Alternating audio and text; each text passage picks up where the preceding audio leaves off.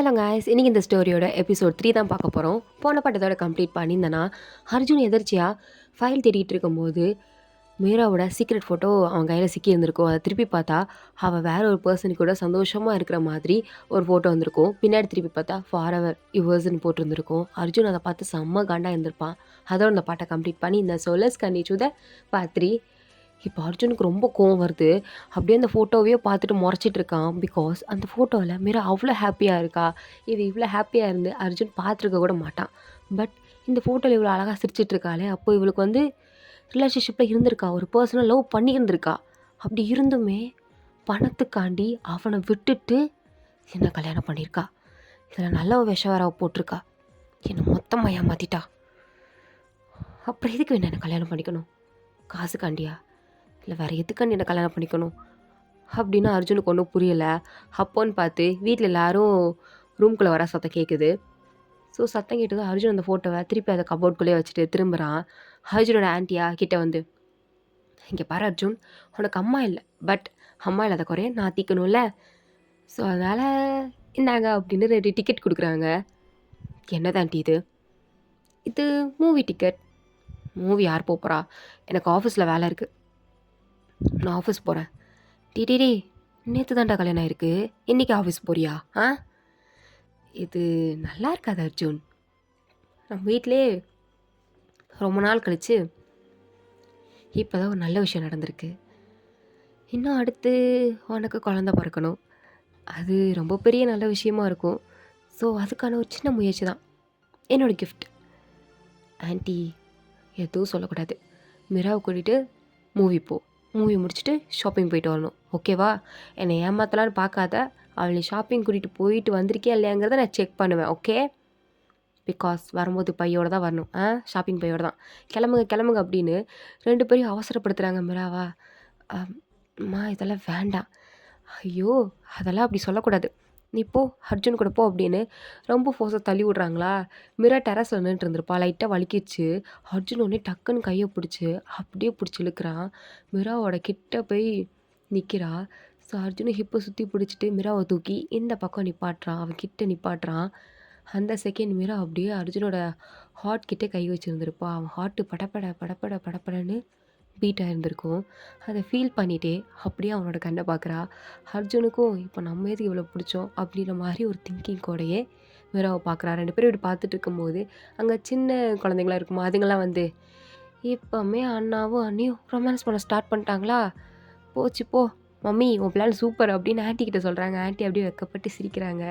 இதை பார்த்தது மிரா அப்படியே திரும்பிக்கிட்டா. அர்ஜுனுக்கா இப்போ தான் சுயநலவே வருது. அப்படியே அவன் ஃபேஸ்லாம் அப்படியே வேர்த்து போகுது. அதெல்லாம் லைட்டாக தொடச்சிட்டு மிராவை பார்த்து, வா ஆன்ட்டி சொல்கிறாங்களா, போயிட்டு வந்துடலாம்.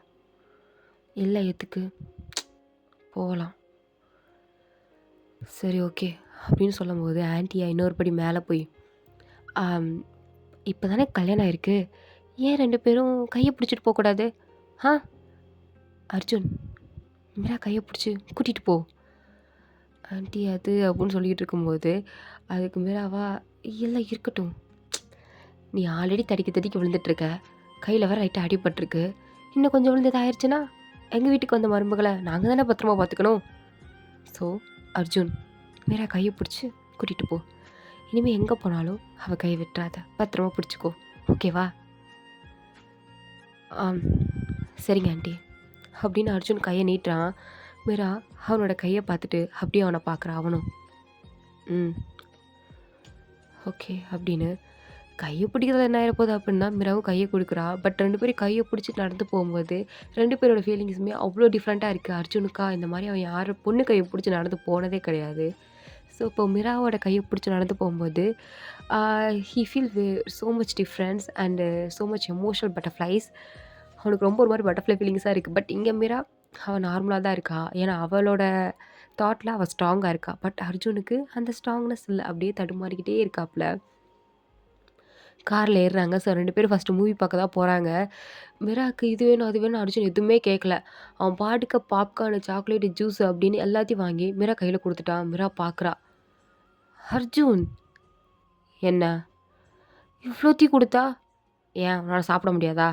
அதெல்லாம் பிரச்சனை இல்லை, எல்லாத்தையும் நான் சாப்பிட்ருவேன்.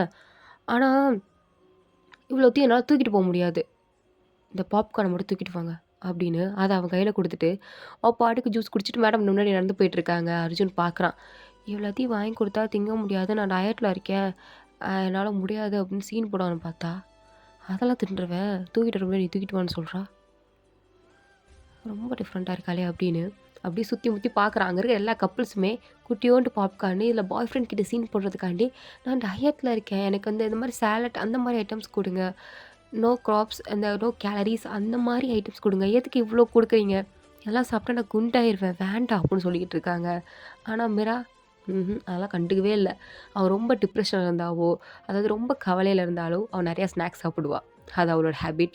ஸோ அதே மாதிரி சாப்பிட்லான்னு யோசிச்சுட்டு இருந்திருப்பா, என்னடா சான்ஸ் கிடைக்கும்னு. இப்போ அர்ஜுனே வாங்கி கொடுத்ததும் மேடம் பாட்டுக்கு உட்காந்து சாப்பிட்டுட்டு இருக்காங்க. அர்ஜுன் அப்படியே பார்க்குறான், அவன் மூவியை பார்க்கல, மிராவே தான் பார்க்குறான். மிரா ஸ்நாக்ஸை நல்லா சாப்பிட்டுட்டு மூவியும் நல்லா பார்த்து முடிச்சுட்டு கிளம்பலாமா? என்ன மூவி முடிஞ்சா? யா முடிஞ்சு, நீங்கள் பார்க்கலையா? இல்லை பார்க்கல. என்னது பார்க்கலையா? பார்த்தேன், லைட்டாக பார்த்தேன். ஓகே லெட்ஸ் கோ, யா போகலாமே அப்படின்னு மீராவும் வரா. ஷாப்பிங் வராங்க. மீரா அது வேணும் இது வேணும் எதுவுமே கேட்கல, அவள் பாட்டுக்கு பேசாமல் நின்றுட்டுருக்கா. அர்ஜுன் தான், உனக்கு எதாவது வேணும்னா வாங்கிக்கோ, இல்லை என்ன வேணும்னு சொல்ல, நான் வாங்கி கொடுக்குறேன். எதுவும் வேண்டாம். எதுவும் வேணாமா? Saris, dress, anything? இல்லை ஆல்ரெடி ஆன்ட்டி எனக்கு நிறைய வாங்கி கொடுத்துட்டாங்க, ஸோ எனக்கு எதுவும் வேணாம். அப்போ லிப்ஸ்டிக், அது ஏதாவது லிப்ஸ்டிக் மேக்கப் ஐட்டம்ஸ் ஏதாவது வேணுமா? அதெல்லாம் நான் போட மாட்டேன், எனக்கு அதெல்லாம் வேண்டாம். அப்போமாவது ஃபங்க்ஷன்னா மட்டும்தான் லைட்டாக போடுவேன், அதுக்கும் என்கிட்ட இருக்குது. எது வேண்டாம். இப்போ எதுவுமே வேண்டாண்ணா அப்புறம் எதுக்கு நம்ம இங்கே வந்தோம்? நீங்கள் தானே கூட்டிகிட்டு வந்தீங்க, உங்களுக்கு எதாவது வேணால் வாங்கிக்கோங்க அப்படின்றா. அதுக்கு அர்ஜுனும் அப்படியே அவளை மேலே இங்கேயே பார்த்துட்டு அவளுக்கும் இப்போதைக்கு எதுவும் தேவைப்படல. ஸோ அப்படியே பார்க்குறான், இவளுக்கு எதாவது தேவைப்படுமா படாதா அப்படின்னு. ஆனால் இந்த மீரா என்ன பண்ணுறான்னா, இதெல்லாம் வேணாம், நம்ம பேசாமல் ஃபுட் செக்ஷன் போவோமா, அங்கே போய் சாப்பிடுவோமா அப்படின்னு கேட்குறா. வாட், உனக்கு எதுவும் வேணாமா? எனக்கு எதுவும் பிடிக்கல, எனக்கு எதுவும் வேணாம், பசிக்குது, சாப்பிட்லாம் வாங்க. நீங்கள் தானே என்ன வேணும்னு கேட்டிங்க, ஜஸ்ட் ஃபுட் வாங்கி கொடுங்க. ஓகே வா அப்படின்னு கூட்டிகிட்டு போய் கேஎஃப்சி சிக்கனு, பர்கரு எல்லாத்தையும் வாங்கி கொடுக்குறாங்க.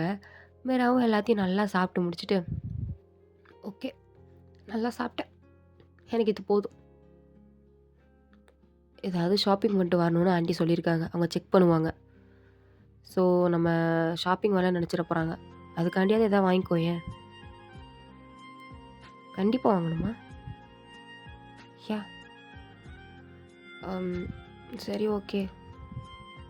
நம்ம ஏன் ஆன்ட்டிக்கு சாரீ வாங்கி கொடுக்கக்கூடாது, அவங்க தான் நம்மளை அமிச்சாங்க, அவங்களுக்கே ஷாப்பிங் பண்ணிடலாம் அப்படின்னு அவங்களுக்கு சாரியும் பசங்களுக்கு ட்ரெஸ்ஸும் மட்டும் மீரா போய் எடுக்கிறா. அவளுக்குன்னு ஏதோ கேட்கவும் இல்லை எடுக்கவும் இல்லை.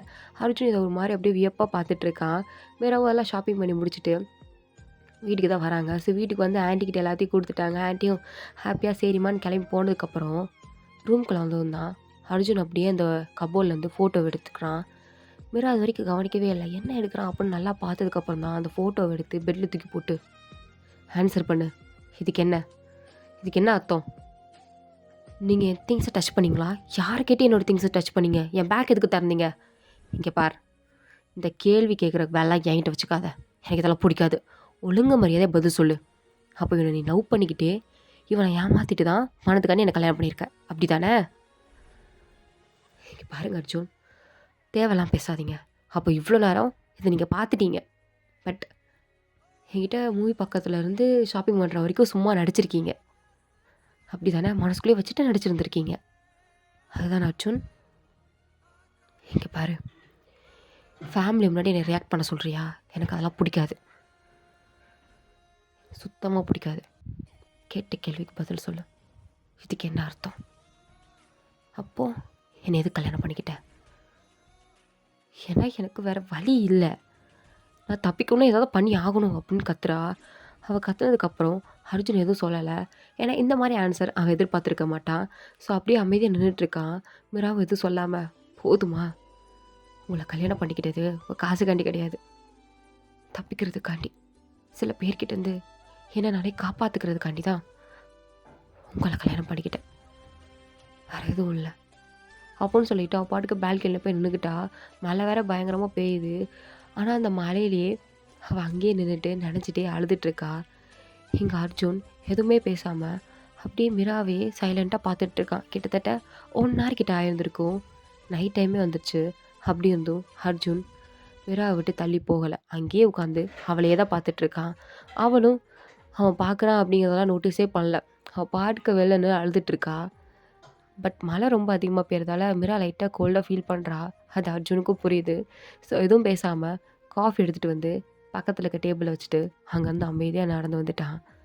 மிராவும் பார்த்துட்டு, தேங்க்ஸ் அர்ஜுன் அப்படி மட்டும் சொல்லிவிட்டு அந்த காஃபி எடுத்து குடிச்சிட்டு ட்ரெஸ் மாற்றலாம் அப்படின்னு வெளில வரும்போது யாரோ இவங்க வீட்டுக்கு வெளிலேருந்து இவங்களை நோட் பண்ணுற மாதிரியே மிராக்கு ஒரு ஃபீலிங். பட் யார் அப்படிங்கிறது மிராக்கு வந்து சரியாக தெரியல. சரி யாராவது இருக்கும் அப்படின்னு திரும்புகிறா. சடனாக பவர் வந்து டப்புன்னு கட் ஆகிடுச்சு. ஒரு செகண்ட் மிரா பயந்தே போயிட்டா. பயத்தில் என்ன பண்ணன்னு தெரியாமல் அர்ஜுனை போய் கட்டி பிடிச்சிட்டா. அவள் வேறு ஈரமாக இருந்திருப்பா.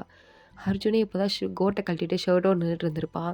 இவன் வந்து ஹக் பண்ணதும் அவனும் அப்படியே ஃப்ரீஸ் ஆகி போய் நிற்கிறான். என்னடா நம்மளை வந்து ஹக் பண்ணுறாளே அப்படின்ற தாட்டையும் தாண்டி அவன் ஹார்ட்டு படப்படன்னு துடிக்குது. பட் மிராக்கு ஒரு மாதிரி பயம், யாரோ வந்துட்டாங்களோ, நம்மள ஏதாவது பண்ணிடுவாங்களோ அப்படின்ற பயத்தில் அர்ஜுன்கிட்ட போயிட்டா. ஸோ இதோட இந்த பார்ட் வந்து கம்ப்ளீட் ஆகுது. தேங்க் ஃபார் வாட்சிங் மை வீடியோஸ். பிடிச்சிருந்தா லைக் பண்ணுங்கள். ப்ளீஸ் மறந்துடாமல் எனக்கு ஒரு சப்ஸ்கிரைப் பண்ணுங்கள். ஓகேவா? Tata, bye, see you later.